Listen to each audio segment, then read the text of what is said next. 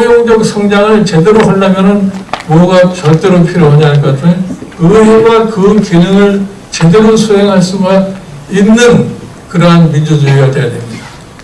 그러기 위해서는 자기의 소위 이해관계를 대변할 수 있는 사람들이 그 의회에 가서 입법 활동을 할 수 있어야 돼요.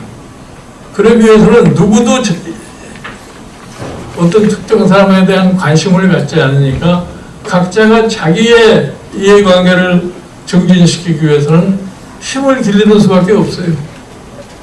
그러니까 조직화가 돼야 되고 그 조직을 바탕으로 해서 자기의 이익을 대원해야 된다. 그러니까 이제 이 발달된 소사회 같은 데서 볼 것 같으면 소상공인들이 이해를 대변하는 쪽으로 변화하는 것이 뭐냐면 전부 협동조합의 형태로다가 자기의 소위 권익을 보호하는 조직의 형성이 되고 그 사람들이 의회에 압박도 하고 의회에 직접 진출도 했기 때문에 소위 사회가 비교적 균등하게 발전할 수 있는 그런 계기를 만든 겁니다. 그런데 오늘날에서 힘든 게 뭐냐면 의회가 그 기능을 못해요. 왜 못하느냐? 자본이 많은 이런 세력들이 그 국회에 활동하는 사람들을 보이지 않게 다 장악을 하고 있다 이런 얘기입니다. 그러니까 그 사람들의 이해관계에 반대되는 법률이라는 것은 국회에서 통과를 시킬 수가 없어요. 그러니까 그와 같은 것에 저항해서 하려고 하는 필요한 것이 뭐냐면은 약자도 서로 뭉쳐서 조직을 해서 그 사람들이 힘을 발휘할 수 있는 그런 여건을 만들지 않을 것 같으면 자기의 이해를 절대로 반영을 갖다 할 수가 없습니다. 그래서 제가 사실은 경제민주화라고 하면은 이해하기가 복잡하려는지 모르지만 왜 그러면 헌법 속에다가 경제민주화를 지어야 하느냐. 정치적으로 방법이 없기 때문에 사회의 안정을 위해서 약자를 보호하는 법을 만들려고 할 것 같으면 강자의 고난을 어느 정도 억제하는 그러한 입법 활동을 해야 돼요. 그럼 그러한 입법을 갖다 하면은 어떤 반응이 나오냐 할 것 같으면은 이게 시장경제의 원리를 원칙으로 하는 헌법적 정신에 맞지 않는다고 헌법재판소 같은데 위헌소송을 제기합니다. 그 위헌소송을 제기해서 위헌 판결이 나버리면 아무것도 할 수가 없어요. 그래서 사실은 헌법 속에 그러한 것을 사전에 방지하기 위해서 경제민주화라는 소위 말 자체를 헌법 속에다가 확정을 지은 겁니다. 그래서 지난 2012년 대통령 선거에서 선거에 가장 큰 이슈로 등장하고 그때 선거에 대통령을 당선시킬 수 있었던 계기가 바로 이 경제민주화의 논쟁입니다. 그런데 그 경제민주화를 가지고서 선거운동을 해서 당선된 대통령이 되고 나서는 자기의 국정운영계획에서 그 경제민주화라는 말 갖다가 싹 치워버렸어요. 그게 왜 그러면 어떻게 해서 지워지게 되느냐 보면은 경제민주화를 갖다 시행하기 위해서 각종 제도적인 장치를 할 적에 가장 자기의 이해에 반하는 그룹이 어떠냐면은 우리 재벌 그룹이다.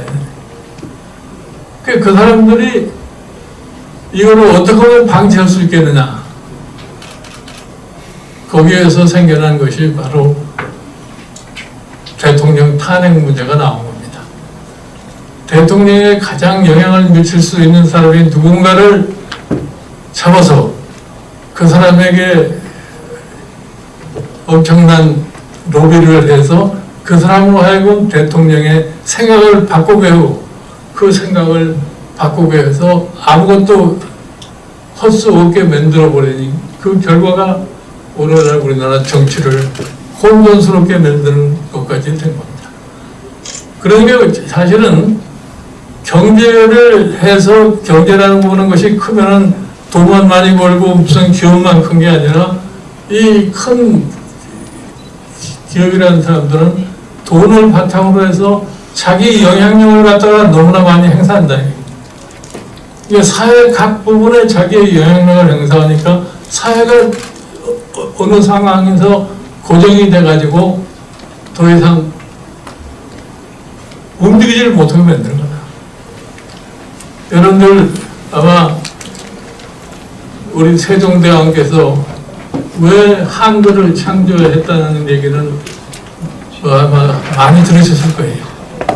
백성을 어여삐 여기서 쉬운 말을 하게 하기 위해서 한글을 제정했다고 합니다.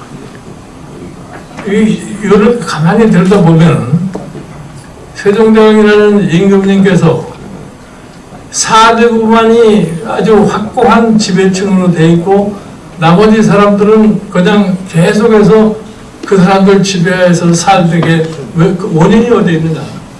나머지 사람들은 글을 쓸 줄을 모르고 글을 읽을 줄을 모르니까 항상 저희 4대구 밑에서 노예처럼 살 수밖에 없다. 그래서 그 사람들이 쉽게 글을 읽고 사회에 참여할 수 있는 길을 만들려면 그 사람들이 뭘 배울 수 있는 가능성을 줘야 된다. 그러기 위해서는 쉬운 글을 만들어줘야 해서 한글을 제창했다고 합니다.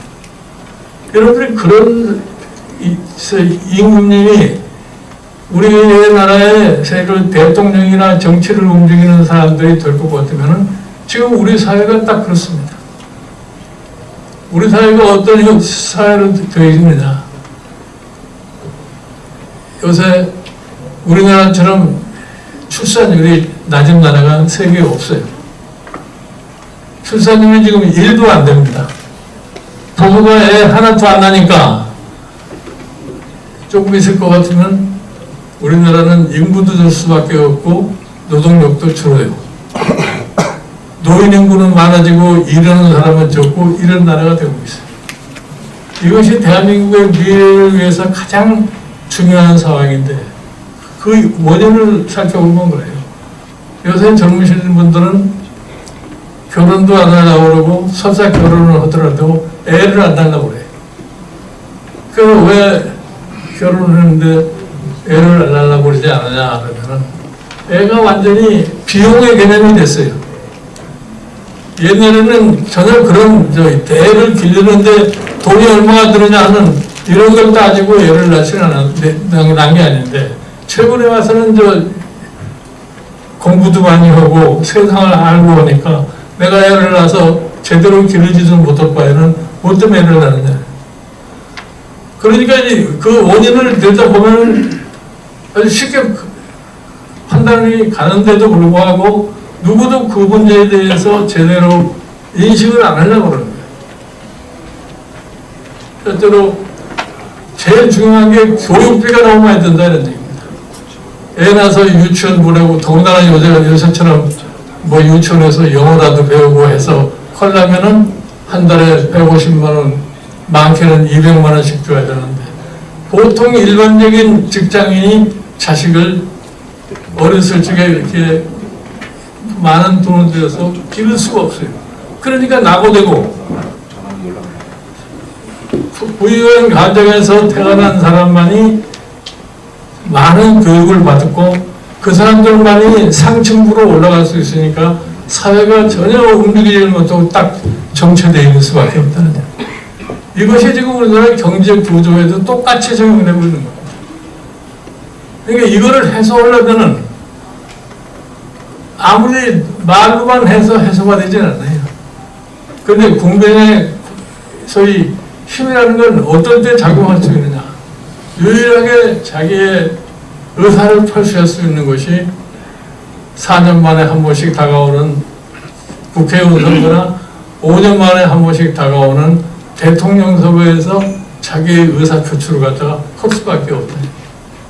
그러니까 결국은 내가 나의 권익을 대변하기 위해서는 내 힘이 길러져야 되는데 나 혼자의 힘으로 안 되니까 결국 하나의 힘의 결합체를 공동체를 만들어서 그 공동체가 돼가지고서 자기의 저희 의사표시를 명확하게 할 수 있어요.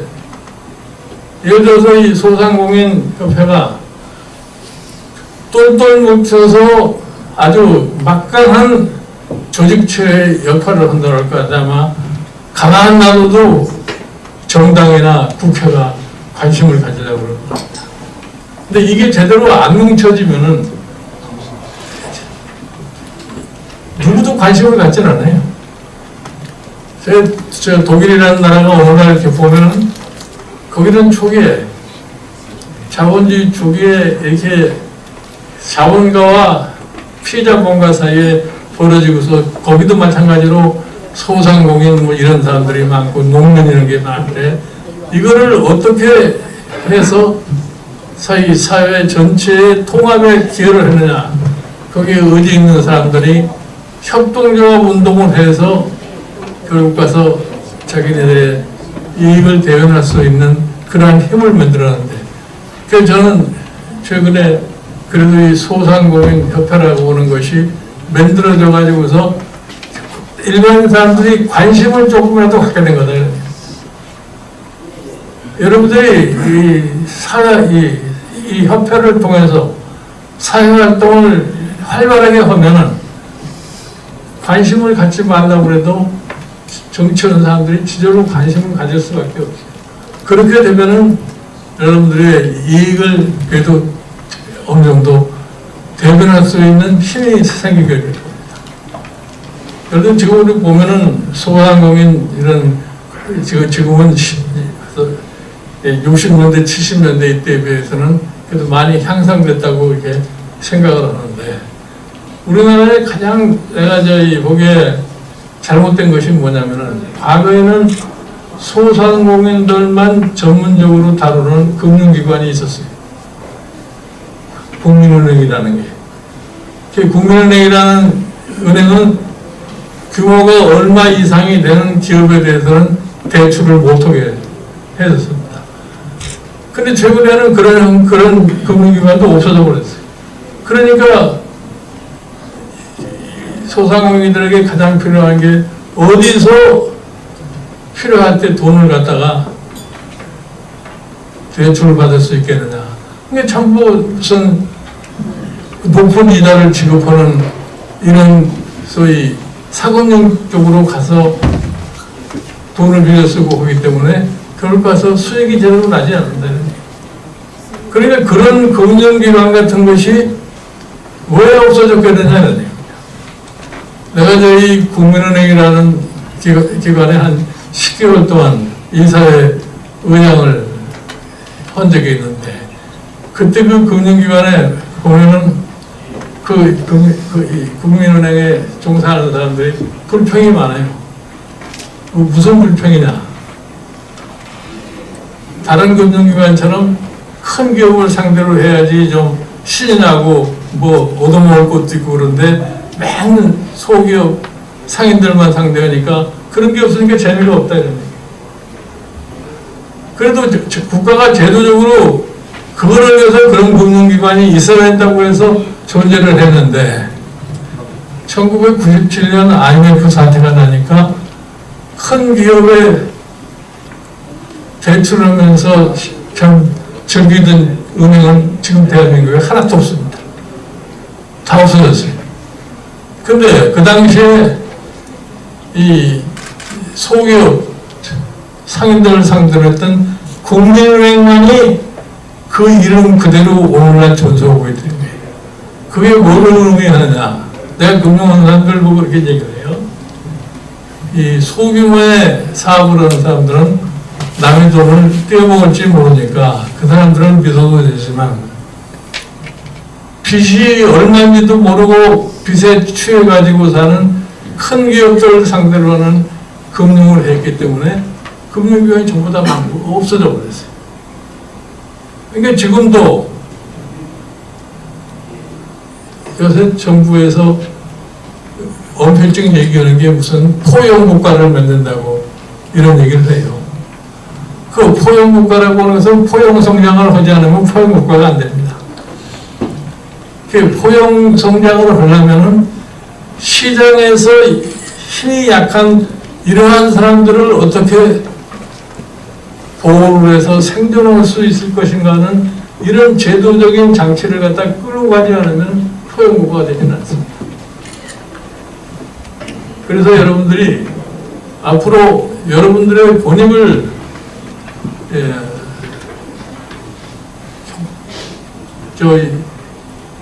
관철시키려고 생각하신다면 하여튼 지금 이러한 형태의 조직체를 보다 더 확고하게 만드셔가지고서 이런 힘을 발휘할 수 있을 것 같으면 그 다음에 일은 자연적으로 정치권에서 관심을 갖고 이루어질 거라고 이렇게 생각을 합니다.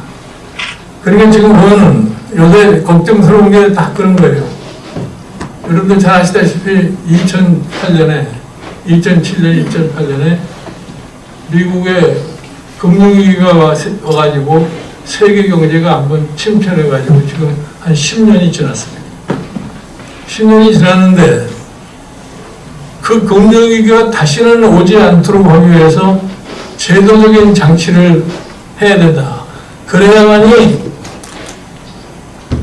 앞으로 경제가 안정적으로 발전할 수 있다고 미국 의회가 법을 많이 만들려고 했는데 그 법이 산산조각 다 안 돼요. 왜 안 되느냐. 미국의 의회 70%에 해당하는 의원들의 정치 자금이 전부 어디서 나오냐면 뉴욕에 있는 월가에서 나오는 돈이다. 그 사람들이 영향력을 생각하니까 문제가 풀어질 수가 없어요. 그러니까 최근에 와서 지금 미국이라는 사회도 21세기에 소위 미국이 과거와 같은 영광을 누리고 살려면 미국의 지금 체제가 어떻게 변화해야 되느냐에 대해서 많은 논의를 하고 있는 겁니다. 그래서 나도 우리나라를 봐도 그래요. 여러분들이 지금 우리나라가 퍼캐피타 GDP가 3만 불에 조금 넘었는데 우리가 민주화를 1987년 지금 헌법을 만들어가지고 민주화를 했어요. 민주화를 하고 나서 지금 1992년 대통령 선거를 뽑은 지 거의 지금 30년이 돼가고 있는 거예요. 30년이 돼갔는데 그동안에 누가 그러면 대한민국을 이끌어가느냐. 요새 진보 보수 싸움 많이 하죠. 보수가 15년, 진보가 15년 해왔습니다. 그런데 나 같은 사람이 보기에는 과연 이 사람들이 지난 30년 동안에 민주화 이후에 30년 동안에 대한민국의 미래를 위해서 과연 뭐를 했느냐 하는 걸 갖다 우리가 한번 냉정하게 생각해 봐요. 양극화는 더 벌어지고 말은 양극화를 해소할 수 있는 것처럼 얘기하지만 해소하기 위한 방안은 아무것도 없죠. 요새 흔히 여기에는 뭐 소주성, 소득주도 성장 이거 가지고는 양극화 해소가 안 됩니다. 소득주도 성장이라는 것이 이례적으로 소득을 그냥 정부의 재정에서 가질 수 있도록 가능하게 해준다고 해서 성장이 되질 않아요. 제가 이런 얘기를 하는 겁니다. 요새 흔히 얘기하는 최저임금이라는 게 있는데 그동안에 최저임금이 왜 오를 수가 없었느냐. 최저임금을 지급하는 그런 조그마한 업체들이라고 하는 것은 그 임금도 주기가 벅찬 사람들이다. 그러니까 그런데 그 사람들 보고 최저임금을 더 높여주라고 올려놓으니까 임금을 받는 사람한테는 소득이 되지만 주는 사람한테는 비용이 되는. 그 비용이 올라가니까 감당을 못하고 결국은 해고를 하거나 그렇지 않으면 문을 닫을 수밖에 없는 것이 저 소규모의 기업을 운영하는 사람들이 싫다다. 그러니까 평균적으로 볼 것 같으면은 고용도 줄어들고 전체적으로 봤을 때는 소득이 늘어나지 않는데 그러니까 성공이 될 수가 없어요. 그 뭐를 한 일종만 보고서 하면 결과는 뽀록이 나타날 수밖에 없어요. 그래서 포용성장이라는 것은 모든 사람이 공동으로 생존을 할 수 있는 이러한 소위 제도를 만드는 것이 포용성장인데, 지금 우리 정치에서는 말은 그렇듯하게 되지만 실질적으로 제도적으로 문제를 푸는 게 없습니다. 그래서 여러분들이 앞으로 여러분들의 권익을 어떻게 하면 증진시킬 수 있느냐, 이것을 할 수 있는 유일한 방법이라는 것은 여러분들 스스로의 힘을 기르는 수밖에 없습니다. 여러분들이 스스로 힘을 기르려면 여러분들이 상호 협동하고, 그 상호 협동 속에서 자연적으로 힘이 발휘되고, 그 힘이 발휘되어야만이 여러분들의 이익을 대변할 수 있는 제도적인 장치도 만들 수 있고, 많은 사람들이 이러한 소위 경제 조직체에 대해서도 관심을 가져야 되겠다는 이런 생각을 갖게 됩니다. 그러니까 앞으로 여러분들이 이 소상공인협회를 잘 발전시켜서 가지고서 여러분의 권익을 보호하는데 보다 더 협동하시기를 갖다가 바랍니다. 감사합니다.